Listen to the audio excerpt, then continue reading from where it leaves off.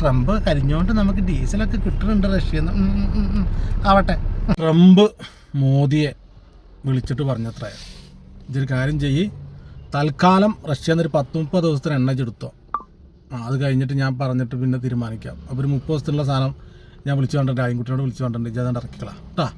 ഇന്ന് ട്രംപുമായിട്ട് സംസാരിച്ചു. ഈ ട്രംപ് അണ്ണനെ വിളിച്ചിട്ട് പറഞ്ഞു, മോദി കേട്ടപാടെ okay yes sir, okay sir, അങ്ങനെ ചെയ്യാം സർ എന്ന് പറഞ്ഞിട്ട് എണ്ണ ഇറക്കുകയും ചെയ്തു. അങ്ങനെയാണ് ഇപ്പോൾ ഈ സോഷ്യൽ മീഡിയ കൂടെയും പത്രമാധ്യമങ്ങളിലൂടെയൊക്കെ നമ്മൾ കാണുന്നത്.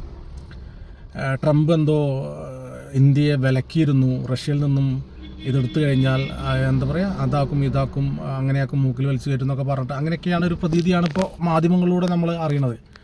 അതിൻ്റെ സത്യാവസ്ഥ നമ്മൾ അന്വേഷിച്ച് കണ്ടെത്തുമ്പോൾ ഇന്ത്യ അമേരിക്കയുമായിട്ട് അങ്ങനെ ഒരു കരാറില്ല. ഉക്രൈനും റഷ്യയും തമ്മിലുള്ളൊരു യുദ്ധത്തിൽ ഇടാതിലക്കി നിന്ന ട്രംപിനെ മാനം കെടുത്തി വിട്ടു ആര്, റഷ്യയുടെ പുട്ടിന്. അപ്പം മൂപ്പർക്ക് അതിൻ്റെ ഒരു ചുരുക്കുണ്ട്.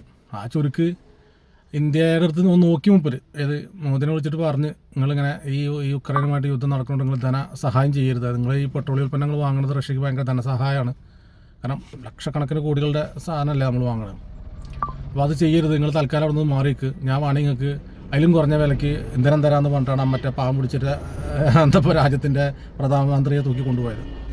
മനസ്സിലായില്ലേ? പക്ഷെ ഇന്ത്യ അത് സ്വീകരിച്ചില്ല എന്നുള്ളത്. ഇന്ത്യക്ക് ഇന്ത്യയുടെ നിലപാടുണ്ടായിരുന്നു.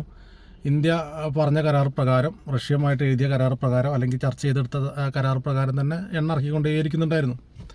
ട്രംപ് പക്ഷേ ഇന്ത്യ നമ്മൾ പറഞ്ഞ കേൾക്കും, എൻ്റെ ഫ്രണ്ടാണ്, അല്ലെങ്കിൽ ഇന്ത്യ എൻ്റെ സൗഹൃദ രാജ്യമാണ് എന്നുള്ള ലെവലിലാണ് ചിന്തിച്ചത്. പക്ഷേ മോദി ഒരു കണക്കിനും അതിന് നിന്നു കൊടുത്തിട്ടില്ല എന്നുള്ളതാണ്. ജയശങ്കർ പോയിട്ട് ചർച്ചയ്ക്ക് പോയിട്ട് വളരെ ഈസി ആയിട്ട് അവിടെ ഇറങ്ങിപ്പോകും, നടക്കില്ല എന്ന് പറഞ്ഞത് നമ്മൾ കണ്ടതല്ലേ. അപ്പോൾ താരിഫിൽ ഭയങ്കരമായിട്ട് എന്താ പറയുക പിടിച്ചു, അതിലെന്തെങ്കിലും വിട്ടുവീഴ്ച ചെയ്തു. ഈ താരിഫ് ഇത്രയും കൂടുതലായ സമയത്തും നരേന്ദ്രമോദി ഏതെങ്കിലും ഒരു വകുപ്പ് സമ്മതിച്ചു കൊടുത്തോ? സമ്മതിച്ചു കൊടുത്തിട്ടില്ല. മോദി കരുതുന്ന പോലെയല്ല, ഇങ്ങനെ താരിഫ് കൂട്ടി വെച്ച് കഴിഞ്ഞാൽ ഭയപ്പെടുത്താൻ പറ്റൂല ഇന്ത്യ എന്നുള്ളത് മൂപ്പർക്ക് മനസ്സിലായി. താരിഫ് കുറച്ചു കാലമൊക്കെ എത്ര ഉണ്ട്, 1 മാസം 1.5 മാസമൊക്കെ, അല്ല 2 മാസത്തോളം താരിഫ് കൂട്ടി വെച്ചു. അയ്യുമെന്നാണ് മൂപ്പർ വിചാരിച്ചത്. അല്ലെങ്കിൽ മോദി പേടിച്ചുകൊണ്ട് ഇവിടുത്തെ കോൺഗ്രസ്സൊക്കെ ശക്തമായിട്ട് ഇടപെടലുകൾ നടത്തി. ഇതിലൊക്കെ അങ്ങനെ കൂടെ കുറേ കാര്യങ്ങളുണ്ട്. ഇപ്പോൾ മോദി ട്രംപിനെ അംഗീകരിച്ചു എന്ന് പറഞ്ഞ ആൾക്കാർ തന്നെ ആ സമയത്ത് താരിഫ് കൂടി അതിനെതിരെ നിങ്ങൾ അങ്ങനെ ചെയ്യണം, അവർ പറഞ്ഞ് അംഗീകരിക്കണം എന്ന് പറഞ്ഞുകൊണ്ട് ഇപ്പുറത്ത് കുറേ പ്രശ്നങ്ങളുണ്ടാക്കും. പക്ഷേ നരേന്ദ്രമോദി ഇതൊന്നും മൈൻഡ് ചെയ്തില്ല എന്ന് മാത്രമല്ല, ആ താരിഫ് വിഷയമായിട്ട് യാതൊരു തരത്തിലും മൂപ്പർ സംസാരിക്കാനും പോയിട്ടില്ല. ട്രംപ് ഇങ്ങനെ പുളിച്ചിത്തരം പറയുന്നുണ്ടെന്നല്ലാതെ നരേന്ദ്രമോദിയോ അല്ലെങ്കിൽ ഇന്ത്യയുടെ ഏതെങ്കിലും ഒരു എന്താ പറയുക ഔദ്യോഗികമായിട്ടുള്ള ഒരു വകുപ്പിൽ നിന്നും അങ്ങനെ ഒരു റിസൾട്ട് നമുക്ക് വന്നിട്ടുണ്ട്, അല്ലെങ്കിൽ മോദി ഇങ്ങനെ സമ്മതിച്ചു എന്നുള്ളത് വന്നിട്ടില്ലായിരുന്നു, ഇല്ലേ? നമ്മളാരും കണ്ടിട്ടില്ല. മോദി ഇതിന് പകരം എന്താ ചെയ്തു, മറ്റു രാജ്യങ്ങളുമായിട്ട് ബിസിനസ് അങ്ങ് കൂട്ടുകച്ചവടം തുടങ്ങി. പല രാജ്യങ്ങളും ചേർത്തുകൊണ്ട് ഈ ബിസിനസ് ശൃംഖല അങ്ങോട്ട് മുന്നോട്ട് കൊണ്ടുവന്ന് തുടങ്ങി. US തൽക്കാലം അവിടെ നിർത്തി. അപ്പോൾ ട്രംപിന് മനസ്സിലായി ഇത് കൈവിട്ട് പോകും, ഈ ചങ്ങായി നമ്മളെ കയ്യിൽ നിൽക്കില്ല, ഇവൻ എന്ത് ചെയ്യുകയാണ്, റഷ്യയുമായിട്ട് കൂടുതൽ ബിസിനസ് ചെയ്യുന്നു, എന്തൊക്കെ പരിപാടികൾ മുമ്പിൽ ചെയ്യണമെന്ന് വേണം. നിങ്ങൾക്ക് അറിഞ്ഞല്ല, എത്രയോ രാജ്യങ്ങൾ കൂടിയിട്ട് ഒരു ബിസിനസ്സിന് വേണ്ടി തയ്യാറാവുന്നു. ഇന്ത്യയിലെ എല്ലാ സാധനങ്ങളും എടുക്കാൻ അവർ തയ്യാറാവുന്നു, അവരുടേതൊക്കെ അതായിട്ടുള്ള സാധനങ്ങൾ നമ്മൾ എടുക്കാൻ തയ്യാറാവുന്നു. അതായത് ബിസിനസ് ചാർട്ടങ്ങൾ മാറ്റി വെച്ചു. അമേരിക്കയായിട്ടുള്ള ബിസിനസ് അവിടെ നിൽക്കട്ടെ, മറ്റു രാജ്യവുമായിട്ട് നമുക്ക് ചെയ്യാമെന്നുള്ള രീതിയിലോട്ട് ഇന്ത്യ എത്തിയപ്പോഴാണ് ശരിക്കും താരിഖ് 18 എത്തിച്ച്. അത് ഇനിയും കുറയും, ഇനിയും കുറയും. മനസ്സിലായോ? പിന്നെ കുറേ ആൾക്കാർ പറഞ്ഞു ഇന്ത്യക്ക് 18, അമേരിക്ക ഒന്നുമില്ല എന്നുള്ളത്. ഭയങ്കര കോമഡിയാണ്. അതായത് ഇന്ത്യയിൽ നിന്ന് കയറ്റുമതി ചെയ്യുന്നതിൻ്റെ എത്രയോ എന്താ പറയുക കുറവാണ് അമേരിക്കയിൽ നിന്ന് ഇങ്ങോട്ട് സാധനം കൊണ്ടുവരുന്നത്. പ്രൊഡക്റ്റ് വളരെ കുറവാണ് ഈ പറയുന്ന അമേരിക്കയിൽ നിന്ന് ഇങ്ങോട്ട് കൊണ്ടുവരുന്നത്. പകരം നമ്മളാണ് അങ്ങോട്ട് കടത്തുന്നത്. എത്രയോ കോടാനുകോടി രൂപയുടെ വിനിമയമാണ് ഒരു വർഷത്തിൽ നമ്മൾ ഈ അമേരിക്കയിലോട്ട് കയറ്റി വയ്ക്കുന്നത്. പക്ഷേ അമേരിക്കയിൽ നിന്ന് ശരിക്കും വളരെ തുച്ഛമായിട്ടുള്ള സാധനമാണ് നമ്മൾ നാട്ടിലോട്ട് വന്ന് ഇറങ്ങുന്നത്. അല്ലെങ്കിൽ നിങ്ങൾ തന്നെ ആലോചിച്ചാണോ നിങ്ങൾ എന്ത് സാധനമാണ് അമേരിക്കൻ്റെ ഉപയോഗിക്കുന്നവിടെ? ഊഹിച്ചാൽ മതിയല്ലോ. അവിടെ അമേരിക്കയിൽ പോയിട്ട് നിങ്ങൾ തുണിക്കട കയറിയാലോ അല്ലെങ്കിൽ എവിടെ പോയാലും മേഡ് ഇൻ ഇന്ത്യ കാണാൻ പറ്റും. അപ്പോൾ നമ്മളാണ് കൂടുതൽ അങ്ങോട്ട് എക്സ്പോർട്ട് ചെയ്യുന്നത്. അപ്പോൾ അവരിനി കുറച്ചും ഇങ്ങോട്ട് ഇറക്കിയിട്ട് നികുതി ഇല്ലാതാക്കിയാലും വിഷയമൊന്നുമില്ല. നമ്മുടെ കർഷകരുണ്ടാക്കുന്ന മുതലുകൾ, നമ്മുടെ എന്താ പറയുക ഈ പറയുന്ന കമ്പനികൾ ഉണ്ടാക്കുന്ന പ്രൊഡക്റ്റൊക്കെ നമുക്ക് അവിടെ വിറ്റ് ഈസിയായിട്ട് വിൽക്കാൻ പറ്റും. പിന്നെ അവരുടെ കുറച്ച് നികുതി ഇല്ലാണ്ടാക്കിയാലും അല്ലെങ്കിൽ അവർ ഇറക്കുമതി ചെയ്യുന്നതിന് ഇല്ലാണ്ടാക്കിയാലും നമുക്ക് നഷ്ടമൊന്നുമില്ല. അതൊക്കെ ബുദ്ധിയാണ്, ബിസിനസ് ബുദ്ധിയാണ്. പക്ഷേ ഇന്ന് നേരം വെളുത്തപ്പോൾ ഓരോരുത്തർ പറഞ്ഞു കേട്ട് എനിക്ക് ആ കോമഡി ചിരിക്കാനും വയ്യ, കരയാനും വയ്യ. കാരണം ഇത് വിശ്വസിക്കുന്ന ഒരുപാട് ആളുകളുണ്ട് എന്നുള്ളതാണ് നമ്മളെ കരയിപ്പിക്കാൻ പ്രേരിപ്പിക്കുന്നത്.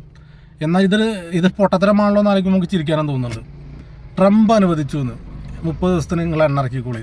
ആരാണ് ആ വേട്ടാവളിയെ നമ്മളോട് എന്താ പറയുക എടുത്തോന്നും അല്ലെങ്കിൽ എടുക്കണ്ടെന്നും പറയാം? അവനെ അഭ്യർത്ഥിക്കാം, അവനെ അപേക്ഷിക്കാം, ആജ്ഞാപിക്കാനൊന്നും പറ്റില്ല ട്രംപിന്. അത് പ്രത്യേകിച്ച് ഇന്ത്യയെ. അത് ആ ഭീഷണി ഇവിടെ ഏൽക്കൂല എന്നുള്ളത് കൊണ്ടല്ലേ താരിഫ് അത്ര കൂട്ടിയിട്ട് നമ്മൾ ആ ഭാഗം മൈൻഡേ ചെയ്യാതിരുന്നത്. എന്തെല്ലാം കളികൾ കളിച്ചു നോക്കി. ഇന്ത്യക്കാരായിട്ടുള്ള ആളുകൾ അവിടെ നിന്ന് പറഞ്ഞു വിടും, അത് വിടും, ഇത് വിടും. അനങ്ങിയില്ലല്ലോ ഇന്ത്യയിൽ നിന്ന്, ഒരാളും അനങ്ങിയില്ല. അവസാനം എന്ത് ചെയ്തു, ഇത് കൈവിട്ട് പോകുന്നുണ്ടപ്പോൾ അവിടുത്തെ പ്രതിപക്ഷങ്ങളെല്ലാം കോടതിയെ സമീപിക്കുന്നു. കോടതിയിൽ നിന്നും എന്താ പറയുക ചോദ്യങ്ങൾ വരുന്നു. അവസാനം ഈ പറയുന്ന ട്രംപിന് മനസ്സിലായി കൈവിട്ട് പോവുകയാണ്, ഇന്ത്യ എന്തായാലും മൈൻഡ് ചെയ്യാൻ പോകണില്ല എന്നുള്ളത്. ഇന്ത്യ അമേരിക്കയിൽ പോയ അടുത്ത രാജ്യം എന്ന് പറഞ്ഞ് നിൽക്കുന്ന ഒരു സിസ്റ്റം. കാരണം 100 കോടി രൂപ മോദിയുടെ വിദേശയാത്രയ്ക്ക് ചിലവായി എന്നൊക്കെയല്ലേ പറയണത്. അത് വെറുതെ പോയതാവില്ലല്ലോ. ഓരോ രാജ്യത്ത് പോയിട്ടും അവനവൻ്റെ രാജ്യത്തിൻ്റെ കാര്യങ്ങൾ സംസാരിക്കാൻ പോയതാവുമല്ലോ അല്ലേ. ടൂറൊന്നല്ലല്ലോ പോയിട്ടുണ്ടാവുക. അപ്പോൾ ഈ മാധ്യമങ്ങളും കുറേ വിവരം കെട്ട എന്താ പറയുക ഈ സോഷ്യൽ മീഡിയ വാണങ്ങളും ചേർന്നുകൊണ്ട് സ്വന്തം രാജ്യത്തെ അപമാനിച്ചുകൊണ്ടിരിക്കുകയാണ്. ട്രംപ് എന്തോ പറഞ്ഞതിന് ഇന്ത്യ തലകുനിച്ച് നിൽക്കുന്നു, ട്രംപ് പറഞ്ഞത് ഇന്ത്യ ചെയ്യുന്നു എന്നും പറഞ്ഞു. നാണല്ലേടാ അതിനൊക്കെ. ട്രംപ് കൂട്ടിയ കൂടുന്നൊരു മുതലാണോ മോദി? നിങ്ങളൊന്ന് ആലോചിക്കുക. ഇനി എന്തൊക്കെ രാഷ്ട്രീയ ശത്രുത ഉണ്ടായിക്കോട്ടെ, നമ്മുടെ ഇന്ത്യൻ പ്രധാനമന്ത്രി എന്ന് പറയുന്നത് അതൊരു 1.5 മുതലാണ്. മനസ്സിലായില്ലേ? അതൊരു 1.5 മുതൽ തന്നെയാണ്, അതിന് സംശയമൊന്നും വേണ്ട. അപ്പോൾ സ്വന്തം രാജ്യത്തെ നിങ്ങൾ അപമാനിക്കരുത്. അത് നിങ്ങൾക്കുള്ളിൽ യാതൊരു രാജ്യസ്നേഹം ഇല്ലാത്തതുകൊണ്ടാണ്. BJP ഭരിച്ചു എന്ന് കരുതിയിട്ട് നിങ്ങൾ ഇങ്ങനെ ഇന്ത്യയെ കുറ്റം പറയേണ്ട കാര്യമൊന്നുമില്ല. ഇന്ത്യ അങ്ങനെ ആരെയും അടിമയൊന്നുമല്ല, എന്നിട്ട് ആവാനും പോകണില്ല. അതൊക്കെ 1947 മുമ്പൊക്കെ ഉണ്ടായിരുന്നു. അത് കഴിഞ്ഞിട്ട് ഇവിടെ കോൺഗ്രസ് ഭരിച്ചു, എന്താ പറയുക BJP ഭരിച്ചു. ആര് ഭരിച്ചാലും ശരി ഇന്ത്യ ഒരാളുടെ അടിമയല്ല, അവിടെ ആവാനും പോകണില്ല. അപ്പോൾ ശരിയെന്നാ. അപ്പോൾ എന്തായാലും ട്രംപ് കരിഞ്ഞുകൊണ്ട് നമുക്ക് ഡീസലൊക്കെ കിട്ടുന്നുണ്ട് റഷ്യന്ന്. ആവട്ടെ. ആദ്യം ഈ ട്രംപ് നികുതി കുറച്ചതിന് ശേഷം റഷ്യയിൽ നിന്നും ഇന്ത്യ പെട്രോൾ ഉൽപ്പന്നം ഇറക്കിയിട്ടില്ല എന്ന് തെളിയിക്കാൻ പറ്റുന്ന ഏതെങ്കിലും ഒരു രേഖ നിങ്ങളുടെ കയ്യിലുണ്ടോ? അല്ലെങ്കിൽ ട്രംപ് പറഞ്ഞിട്ട് റഷ്യയിൽ നിന്നും ഈ പറയുന്ന ഇറക്കുമതി കുറച്ചു എന്ന് പറയുന്ന ഏതെങ്കിലും സാധനം ഉണ്ടോ? ഇല്ല. മനസ്സിലാവുന്നുണ്ടോ? അപ്പം പൊട്ടത്തരം പറഞ്ഞൊരു പരിധി വേണം. ഇത് പറഞ്ഞ് വിശ്വസിപ്പിക്കാൻ നിങ്ങൾക്ക് വല്ലാത്ത കഴിവാണ് കേട്ടോ.